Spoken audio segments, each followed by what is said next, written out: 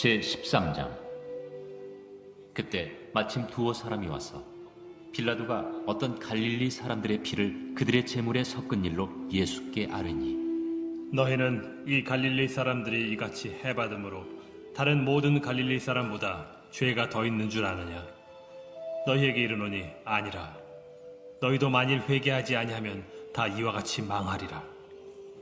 또 실로암에서 망대가 무너져 치어 죽은 18사람이 예루살렘에 거한 다른 모든 사람보다 죄가 더 있는 줄 아느냐? 너희에게 이르노니 아니라. 너희도 만일 회개하지 아니하면 다 이와 같이 망하리라.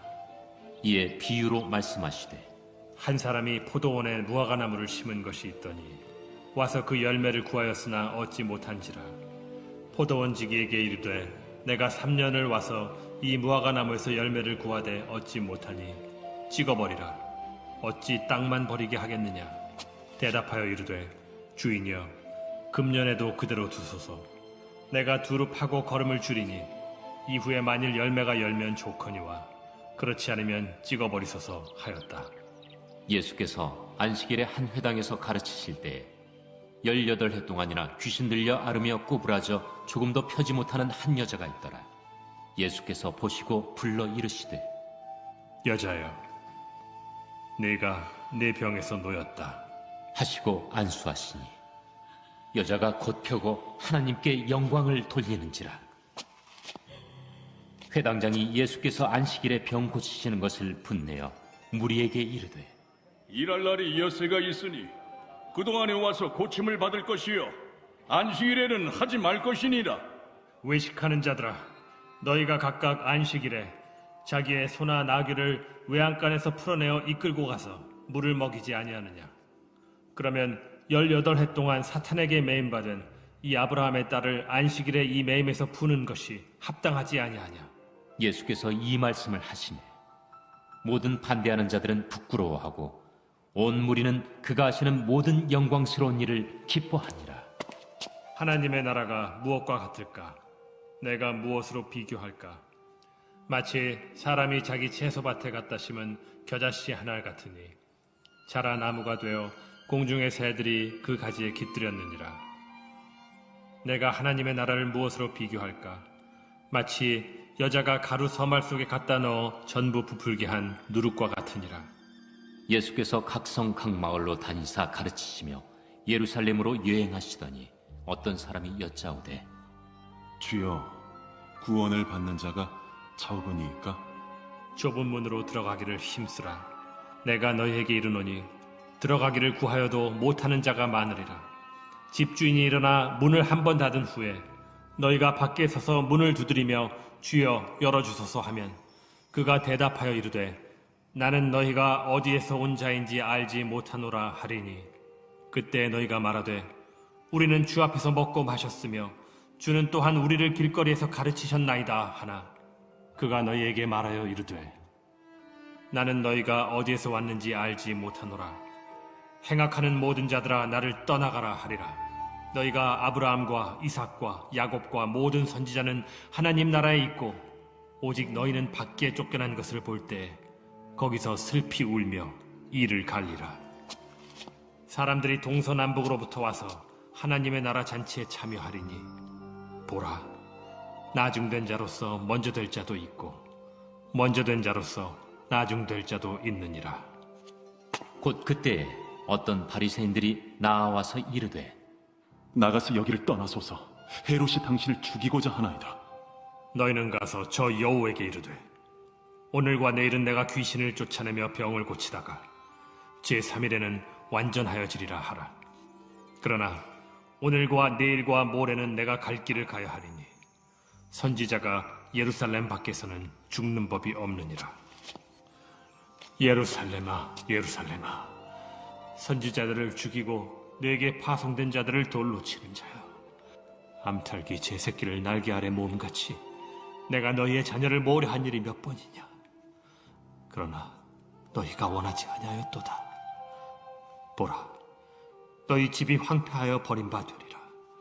내가 너희에게 이르노니 너희가 주의 이름으로 오시는 이를 찬송하리로다 할 때까지는 나를 보지 못하리라. 말씀은 신약성경 누가복음 13장 1절에서 9절 말씀입니다. 다 같이 일어나서 하나님의 말씀을 경청하겠습니다. 하나님 말씀을 봉독하겠습니다.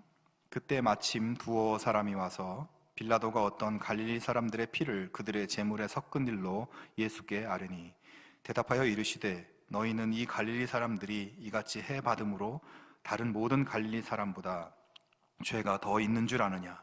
너희에게 이르노니 아니라 너희도 만일 회개하지 아니하면 다 이와 같이 망하리라. 또 실로암에서 망대가 무너져 치어 죽은 18사람이 예루살렘에 거한 다른 모든 사람보다 죄가 더 있는 줄 아느냐? 너희에게 이르노니 아니라 너희도 만일 회개하지 아니하면 다 이와 같이 망하리라. 이에 비유로 말씀하시되 한 사람이 포도원에 무화과나무를 심은 것이 있더니 와서 그 열매를 구하였으나 얻지 못한지라.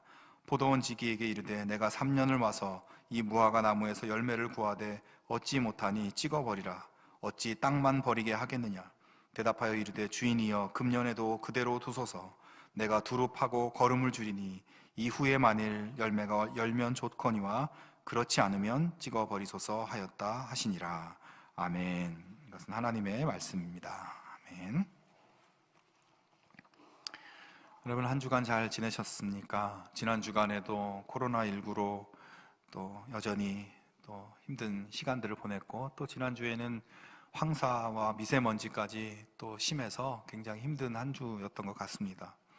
그래도 하나님께서 우리를 보호해 주시고 지켜주셔서 오늘 여기까지 있게 하시고 또 함께 예배드릴 수 있게 하심을 생각하면서 하나님께 감사하는 마음을 우리가 간직할 수 있으면 좋겠어요. 행복하고 좋은 일 있을 때 감사하는 것은 누구나 할 수 있는 일입니다. 하지만 힘들 때, 어려울 때, 감사할 거리가 별로 없어 보일 때 하나님께 거꾸로 감사할 거리를 찾아서 감사하기 시작하면 그 감사의 능력과 기적이 우리의 삶 가운데 일어나게 될 줄로 믿습니다. 여러분 그래서 매일매일 삶 속에 하나님 앞에 감사하고 또 감사할 거리를 찾고 그렇게 영광 돌리고 그래서 그 감사의 기적이 나타나는 우리 모두가 될 수 있기를 바랍니다. 지난 주간에 진짜 그 황사와 미세먼지 때문에 하늘이 우중충하고 숨쉬기도 힘들었던 한 주였어요. 그래서 그래도 너무 실내에만 있다 보니 또 밖에 한번 산책이라도 해야 되겠다고 나갔었는데 정말 힘들더라고요. 마스크를 썼어도 숨쉬기가 불편하고 눈도 따끔거리고 굉장히 힘들었는데 뉴스를 보니까 우리나라 이 황사의 상황보다 몽골이나 중국 같은 데는 정말 엄청난 그런 황사 상황이었죠. 사진을 보시면 아시겠지만 이게 대낮인데 저렇게 앞이 보이지 않을 정도로 어둡고 완전히 누런 흙먼지로 온 세상이 깜깜한 그런 상황이 중국이나 몽골 같은 데는 모래 폭풍야에 이뤄서 사람들이 실종되고 건물이 부서지고 하는 그런 지경이었다고 하죠. 우리나라의 겨울과 봄만 되면 이렇게 미세먼지, 황사로 참 힘들고 또 이제 조금 있으면 여름이 되면 폭염에다 장마에다 또 태풍에다 올해는 태풍이 또 얼마나 올지 모르겠어요. 이렇게 전 세계가 기후변화로 인해서 많은 어려움과 고통을 겪고 있습니다. 그렇지만 또 이에 대한 획기적인 대책은 또 보이지가 않고 있어요.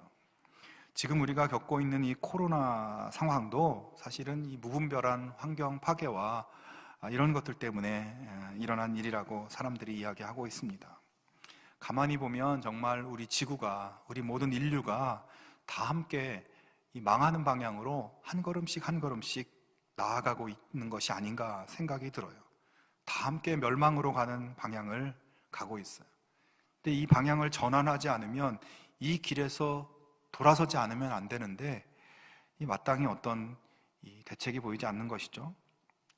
그래서 우선 각 개인의 삶의 스타일과 방향성을 바꾸고 또 공동체나 각 나라들이 자연을 보호하고 하나님 피조세계를 마음대로 쓰고 개발하고 부수고 하는 것이 아니라 이것을 잘 보호하고 가꾸는 이렇게 함께 공존하는 방향으로 이 모든 인류의 방향이 전환되지 않으면 안 되는 그러한 시점인 것 같습니다. 제가 하루는 아주 그 소문난 막국수 집이 있다고 해서 그 집에 이렇게 사람들하고 같이 가고 있었어요. 근데 집에서 가깝지 않은 곳이어서 큰맘 먹고 거길 가고 있었는데 머릿속에 그 막국수 그림이 싹 그려지면서 씹으면 씹을수록 그 면발이 참 메밀면이 참 구수하잖아요. 그리고 그 집만의 뭐 수십 년 내려오는 동치미 국물에 참 지금 한참 배고플 텐데 여러분 그런 생각을 하면서 운전을 하고 가다가 문득 이런 생각이 들었습니다. 혹시 오늘이 그 막국수집이 쉬는 날이 아닐까? 가만히 생각을 해보니까 그날이 월요일이었는데 월요일이 쉬는 날인 것 같은 그런 생각이 드는 거예요. 그렇지만 마음 한구석에서는 아니야, 그럴 리가 없어. 그래서는 안 돼. 오늘 막국수 무조건 해야 돼. 내가 가니까 하면서 그렇게 운전을 하고 있었습니다. 그래서 그래도 걱정이 돼서 옆에 있는 사람한테 한번 검색을 해보라고 했어요. 검색을 해봤더니 오늘이 휴일이 맞는 것 같다라는 거예요. 그렇지만 또 옆에 있는 다른 사람이 아니야, 지난번에 내가 분명히 월요일 날 여기 와서 먹은 것 같아. 거기 가서 먹은 것 같아. 다른 사람들도 월요일에 누가 먹고 왔다고 하던데 인터넷이 잘못된 거 아니야? 이렇게 얘기하는 사람이 또 있는 거예요. 그런데 정황을 보면 그날 막국수집은 분명히 쉬는 날이었던 것 같아요. 하지만 우리는 모두가 그 국수를 먹고 싶은 그런 마음에 쉬는 날이 분명해 보였지만, 그래서 빨리 가던 길을 돌이켜서 다른 집을 찾든지 해야 되는 것이 맞았지만, 결국 우리는 끝까지 가서 식당 문 앞에까지 가서 월요일 정기 휴무 이 글자를 보고 나서야 돌아서게 되었습니다. 오늘 휴일인 것 같다는 생각이 확실하고 인터넷까지 검색해서 확인하고 또 가면서 보니까 반대편에 이렇게 돌아오는 차들이 많이 있어서 정말 아닌가 보다라는 생각이 들었지만, 그래서 빨리 방향을 전환해야 되는 것이었지만, 그러나 우리는 그렇게 하지 않아서 시간도 낭비하고 또 기분도 좋게 나섰다가 배만 더 고프고 그렇게 하루를 보내게 되었습니다. 여러분, 뭔가 잘못되었을 때, 내가 지금 뭔가 잘못된 길로 가고 있다는 것이 확인되면 빨리 길을 돌이키고 전환하는 것이 현명한 것이에요. 하지만 사람들이 그렇지가 않죠. 아닌 줄 알면서도 끝까지 한번 가보는 거죠. 세상 말로 못 먹어도 뭐라고 하면서 그 길로 가서 끝까지 가서 어떻게 되는지 확인하고 그 결과 내가 굉장히 타격을 입고 손해를 봐도 그렇게 끝까지 가는 경우가 많이 있습니다. 요즘 기후변화를 봐도 그렇고 우리 일상생활도 그렇고 옳은 방향, 옳은 길이 무엇인지 알면서도 그것을 알았으면 그리로 신속하게 전환하는 것이 굉장히 중요하다는 것을 새삼스럽게 느낍니다. 더구나 우리의 신앙생활에서도 방향 전환은 매우 중요합니다. 큰 틀에서 신앙생활이라는 것을 설명해 보자면, 내 인생의 주인, 내 삶의 주인이 나라고 생각하던 그 삶의 방향을 가지고 살다가 내 삶의 주인은 하나님이시다라고 하는 그런 삶의 방향으로 전환하는 것이 바로 신앙생활이에요. 그리고 그런 전환을 성경에서는 회개라고 말합니다. 오늘 말씀에서 예수님께서 회개에 대한 메시지를 주고 계세요. 어떤 사람들이 예수님께 찾아와서 아주 긴급한 소식을 전하고 있습니다. 요즘 말로 하면 긴급 속보를 전하고 있어요. 13장 1절에 보면 그때 마침 두어 사람이 와서 빌라도가 어떤 갈릴리 사람들의 피를 그들의 제물에 섞은 일로 예수께 아뢰니라고 말씀합니다. 자, 사람들이 긴급하게 와서 예수님께 속보를 전했는데 그 내용이 뭐냐면 로마 총독 빌라도가 어떤 갈릴리 사람들의 피를 그들의 제물에 섞었다. 여러분, 이게 무슨 말입니까? 이 말씀만 보면 이게 정확히 무슨 상황인지 파악이 잘 되지 않지만 조금 설명을 드리자면, 이스라엘에서는 6월절이라든가 어떤 명절이 되면 이 명절 때만큼은 전국 각지에서 많은 사람들이 수도인 예루살렘으로 모여서 예루살렘 성전에서 제물을 잡아서 예배를 드리는 그런 방식으로 이 명절을 보내었어요. 그래서 명절 기간에는 이 예루살렘이 굉장히 삼엄하게 경비를 하고 유대인들과 로마인들이 굉장히 긴장이 최고조로 올라가는 그런 상황이 됩니다. 그러니까 전국에서 많은 사람들이 이곳으로 몰려오니까요. 지금 본문의 사건은 바로 그런 명절 때 벌어진 것으로 보입니다. 갈릴리 지역에 사는 사람들이 명절이 돼서 예루살렘으로 온 거죠. 그래서 이제 하나님 앞에 성전에서 제사를 드리려고 자기가 준비한 제물을 이제 준비해서 그 희생 제물을 들고 성전으로 가고 있는 도중에 그 성전 근처에서 로마 총독 빌라도에 의해서 그 사람들이 살해당하는 그런 사건이 벌어진 거예요. 이스라엘 민족에게 중요한 시기 명절 때 성전에 예배를 드리기 위해서 제물을 가지고 가는 성전으로 가는 사람들이 로마 총독 빌라도에 의해서 죽임을 당했다. 굉장히 충격적인 사건이고 유대인들에게 있어서는 굉장히 분노할 만한 그런 사건이죠. 사람들이 달려와서 예수님께 바로 이 소식을 전하고 있는 거예요. 사람들은 예수님께 이 소식을 전하면 예수님이 과연 어떤 반응을 보이실까, 뭐라고 말씀을 하실까 궁금해했을 것입니다. 어떤 사람들은 예수님이 그렇게 로마에 의해서 희생된 사람들, 하나님께 예배드리려고 하다가 그렇게 죽은 사람들에 대해서 예수님이 굉장히 애도하고 추모하고 그들을 참으로 순교자처럼, 신앙적인 영웅처럼 그렇게 이야기해주고 칭찬해주고 뭐 이런 것을 기대했을 수도 있습니다. 그러면서 동시에 예수님이 이렇게 이스라엘 민족을 압제하고 심지어 예배드리는 사람까지도 살해하는 이 로마에 대해서 이제 도저히 안 되겠다. 예수님이 이제 이스라엘 민족의 해방을 위해서 어떤 구체적인 일들을 예수님께서 제시하시지 않으실까, 뭐 이런 기대를 사람들이 했을 수도 있습니다.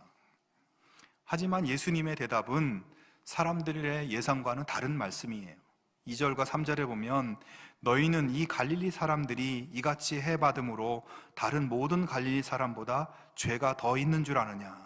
너희에게 이르노니 아니라 저희도 만일 회개하지 아니하면 다 이와 같이 망하리라. 자, 예수님은 그렇게 희생된 사람을 애도하거나 순교자로 추앙하거나 로마에 저항하자고 하거나 사람들을 충동하거나 이런 말씀을 하지 않으세요. 그들의 기대와는 다른 말씀을 하고 계시죠.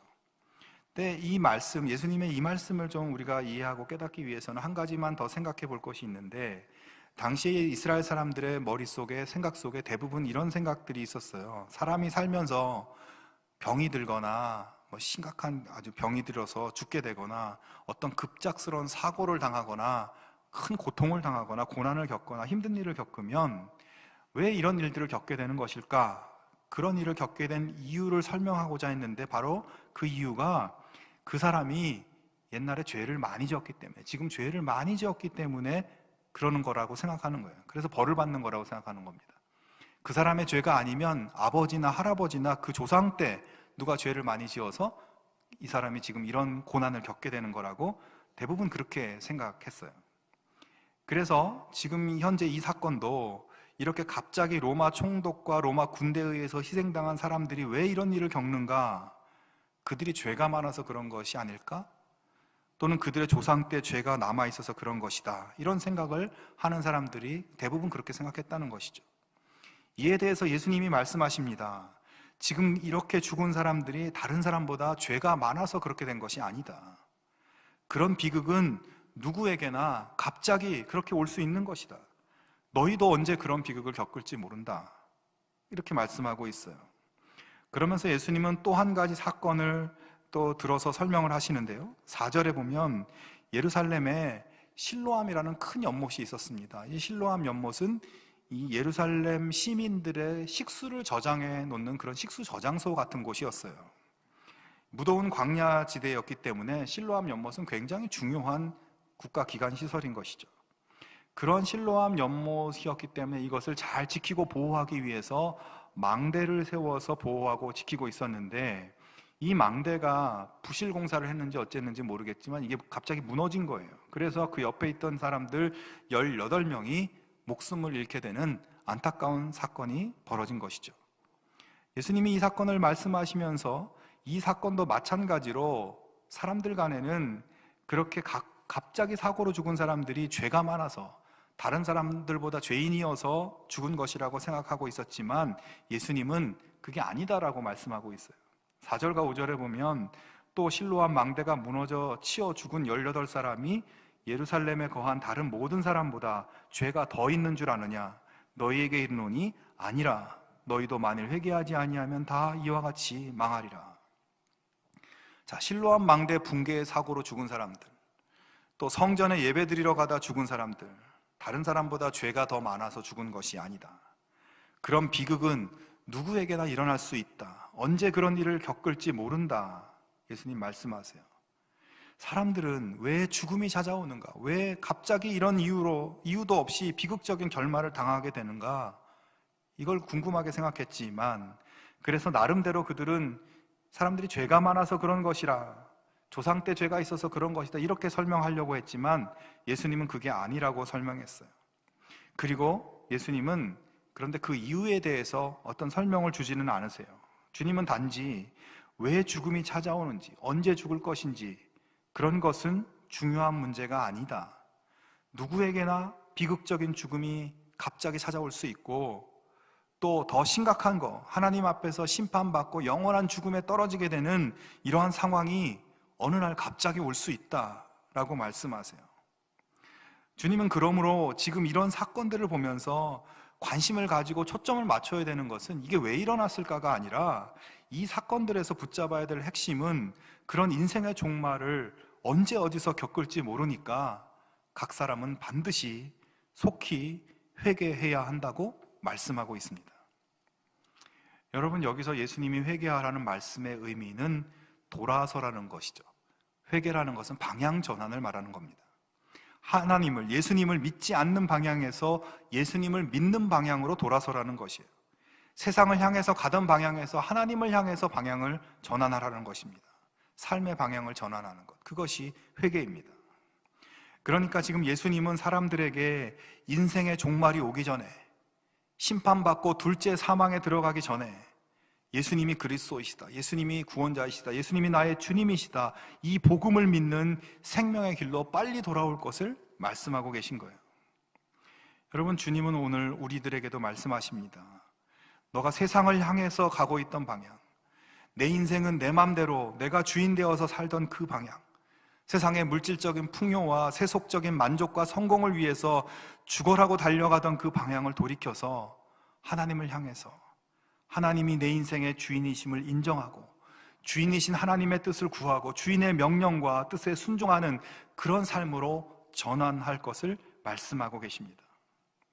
물질을 하나님처럼 섬기고, 돈이 나를 살리고, 돈이 나의 구원자다, 돈이 내 인생의 해결사다, 이런 인생관과 가치관으로 살던 삶의 방향을 돌이켜 하나님이 주인이시고 하나님이 나를 살리시는 분, 하나님이 구원자이시다, 돈이 아니라 하나님이 천국을 보증해 주신다라고 이것을 믿는 믿음의 삶으로 전환할 것을, 그렇게 회개할 것을 말씀하고 있어요. 언제 인생의 마지막이 올지 모르니 예수님 없는 삶에서 예수님을 주인으로 모시는 삶으로 전환하는 회개의 길로 빨리 오라고, 빨리 그렇게 사는 길로 전환하라고 말씀하고 있어요. 시간이 많지 않다고 말씀합니다. 여러분, 우리가 이 세상에 살면서 나도 모르게 내 삶 속에, 내 생각 속에 자리 잡은 것들이 많이 있습니다.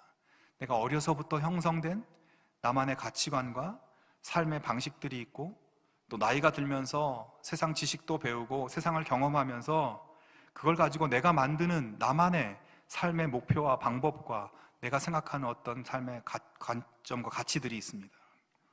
여러분, 그 모든 것들이 잘못된 것은 아니지만 우리가 이런 게 필요해요. 우리가 예수님을 나의 구원자로, 나의 주님으로 받아들인 이후에 그 믿음의 관점에서 내가 이루어 놓은 모든 삶의 방식과 관점들을 다시 점검하고 세팅하는 것이 중요합니다. 여러분, 그것이 회개입니다. 회개라는 것이 단순히 내가 했던 어떤 일들이 잘못됐다는 것을 인식하고 그 일에 대해서 후회하면서 눈물을 흘리면서 하나님 앞에 죄송하다고, 하나님 내가 잘못했다고 용서를 구하고 사죄를 하고, 그런 것이 회개가 아닙니다. 그것은 회개의 출발점일 뿐이에요. 어떤 후회와 내 미안함과 죄송함과 잘못했음의 감정과 어떤 견해나 성경의 가르침이나 복음에 대해서 내가 동의하고 이런 것이 아니라, 그렇게 인식하고 그런 죄송함의 감정을 가지고 또 복음에 대해서 동의하고 용서를 구하고 그렇게 한 다음에 확실히 방향 전환을 하고 확실히 그렇게 반응을 하고 내 삶이 돌아서서 새로운 방향을 향해서 나아가야 되는 것이 회개인 것입니다. 하지만 이런 회개가 그렇게 또 쉬운 일은 아니에요. 예수님이 제자들에게 한 번은 이런 말씀을 하십니다. 누가복음 5장 37절부터 39절에 보면, 새 포도주를 낡은 가죽 부대에 넣는 자가 없나니 만일 그렇게 하면 새 포도주가 부대를 터뜨려 포도주가 쏟아지고 부대도 못 쓰게 되리라. 새 포도주는 새 부대에 넣어야 할 것이니라. 묵은 포도주를 마시고 새 것을 원하는 자가 없나니 이는 묵은 것이 좋다 함이니라. 여러분, 이거 잘 아는 말씀이시죠? 새 포도주는 새 가죽 부대에 넣어야 된다. 그렇지 않으면 포도주도 버리고 부대도 못 쓰게 된다. 이게 무슨 의미인가 하면 지금 예수님이라고 하는 이 새로운 복음과 그 당시의 옛날 질서, 옛날 율법의 질서, 이 둘이 서로 병존할 수가 없다. 서로 공존할 수가 없다. 서로 어울릴 수가 없다는 것이에요. 지금 그 당시에 율법을 믿고 옛 질서를 유지하려고 했던 바리새인이나 종교 지도자들이나 이런 사람들과 예수님의 이 복음의 길이 함께 갈 수가 없다는 것이에요. 새로운 길과 옛날 길이 어울릴 수가 없다. 이게 완전히 결별하고 새로운 길로 나아가야 된다라는 것을 말씀하시는 거예요. 그러면서 마지막에 이 말을 하세요. 묵은 포도주를 마시고 새 것을 원하는 자가 없나니 이는 묵은 것이 좋다 함이라. 자, 무슨 말입니까? 여러분, 묵은 포도주, 오래 숙성된 포도주, 이걸 마시는 사람에게 새로 담근 포도주를 주면 그 사람이 뭐라고 하겠습니까? 이게 아직 익지 않아서, 아직 숙성이 덜 돼서 이 깊은 맛이 없다, 못 먹겠다. 오래 숙성된 그 포도주가 더 맛있다. 내가 지금껏 즐기고 좋아하던 그 오래 숙성된 묵은 포도주를 가져오라고, 이 새 포도주는 나 치우라고, 이렇게 얘기한다는 거예요. 새 것이 아무리 좋은 것이고 새 것이 정말 향이 좋고 색깔도 좋고 맛도 좋고 아무리 얘기해도 묵은 포도주를 자기가 즐겨오던 옛 것이 더 좋다고, 그게 더 익숙하다고 하는 사람에게 새 것은 잘 받아들여지지 않을 것이라고 말씀하는 겁니다. 여러분, 이 말씀은 무슨 의미인가요? 우리의 삶의 관성, 삶 가운데 생긴 나만의 어떤 관점과 습관, 세상의 즐거움 쫓아다니던 것, 세상 사람들처럼 판단하고 인식하고 그렇게 살아가는 것, 세상에서 즐거워하고 즐기던 것을 멈추고 예수님이 기뻐하시는 삶으로 바꾸는 것 쉽지 않을 거라고 예수님도 말씀하고 있어요.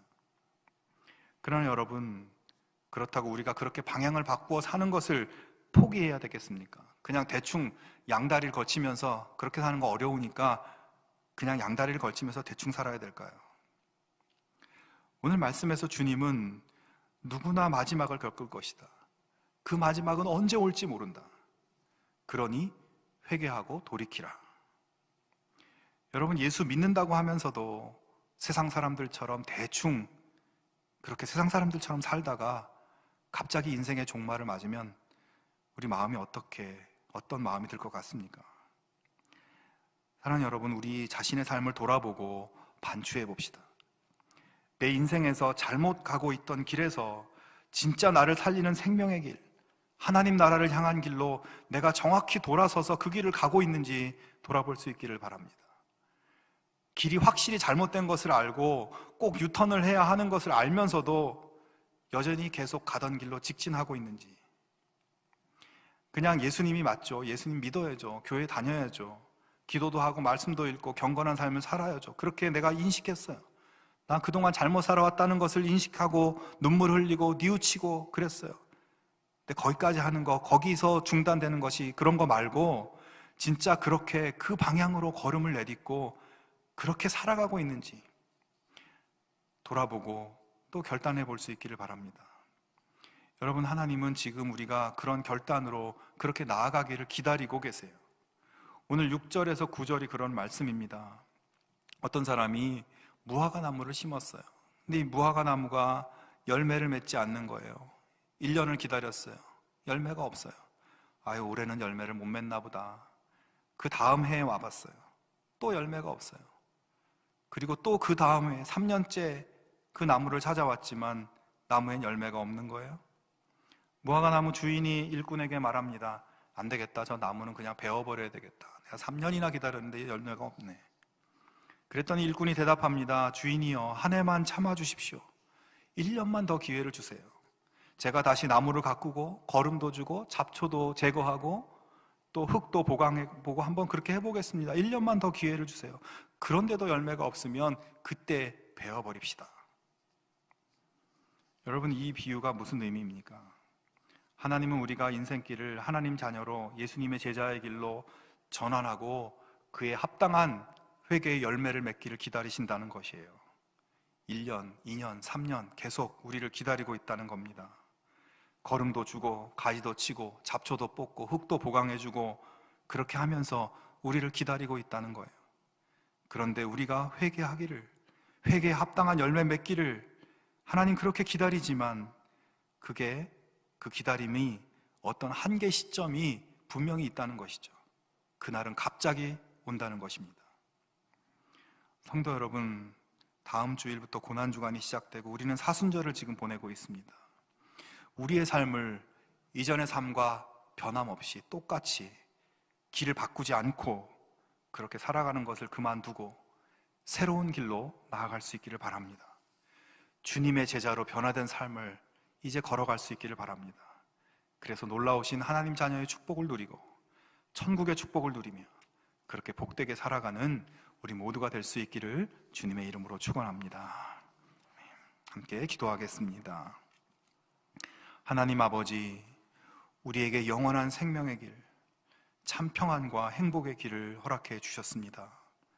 그러나 우리가 그 길이 좋다는 것을 알면서도, 그 길이 나에게 생명을 준다는 것을 알면서도 그냥 내가 살아오던 대로 내가 좋아하던 것을 고집하고 내가 편했던 것을 즐기고 그렇게 살아왔던 우리의 모습을 용서하여 주시옵소서. 오늘 이 시간 우리가 길을 돌이켜 주인이신 하나님께서 가라고 하시는 그 방향으로, 주인이신 하나님의 뜻을 따라 순종하며 거룩하고 아름다운 하나님의 자녀의 길을 걸어갈 수 있게 하여 주시옵소서. 우리의 죄악된 습관, 나태해진 모습, 하나님 기뻐하지 않으실 모습을 확실히 정리하고 돌아서서 주님의 은혜를 비추는 인생, 축복된 인생을 살아갈 수 있게 하여 주시옵소서. 예수님의 이름으로 기도하옵나이다. 아멘.